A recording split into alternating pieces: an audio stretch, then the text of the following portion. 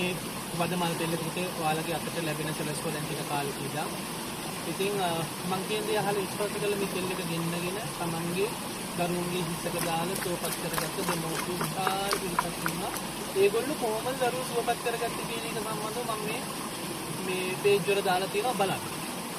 මම කියන දේ වගේම ඒ ඔයගොල්ලන්ටත් තියෙන්න ඕන බුද්ධියක්. මේ කියන දේ ඇත්තද කියලා විමසලා බලන්න. කියන දේ කරන්න යන්න එපා. ඒක මෝඩ වැඩක්. එක පැත්තකින් බැලුවම පස්සේ.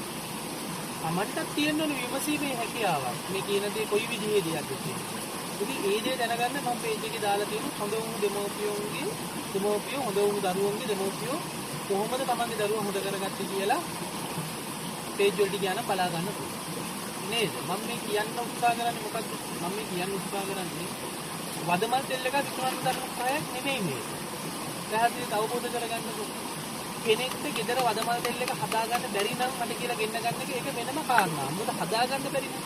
හැබැයි මම කියන්නේ ඒ වදමල් ගහක් ගෙදර හදාගන්න. පැණියක් මල් පෝච්චියක හදාගන්න. ඒ එන මල දෙක තුන සමහර විට හිඳින්න තරම් ප්‍රමාණවත් මල් නොවෙන්න පුළුවන්. ඒක තම්බලවත් විතර තමන්ගේ දරුවට දෙන්න ඔබ බොන්න. මොකද්ද මේකෙන් හොඳ වෙන ලෙඩ ටික නිකන් හිතලා බලන්නකො. විස සම්බන්ධ වෙන්න පුළුවන් සියලු ලෙඩ ටික හොඳ වෙනවා.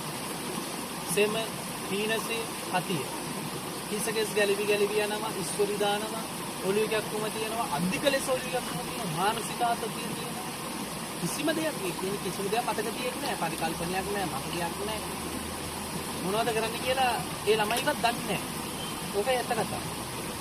දැන් මම කියන්නේ.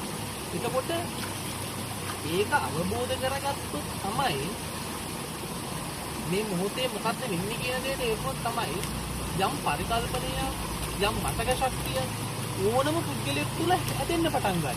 උදේ වෙන්නේ නැහැ ඒක. මේ කයි කියන දේ හොඳ නිරෝගීව තියෙන්න ඕන. යම් දෙයක් අවබෝධ කරගැනීමේ ශක්තියක් හැදෙන්න. පැහැදිලිද? බලන්න රසායනික දේවල් කන්නේ මොන රසායනික දේවල් අපි යන්නේ දාන්නේ කරන්නේ. ඒකෙන් මොකද වෙන්නේ? නිකන් හිතලා බලන්න මොකද වෙන්නේ? මේ ස්වභාවික තත්ත්වයේ පිටින් ස්නායු ආබාධ පිළිකා.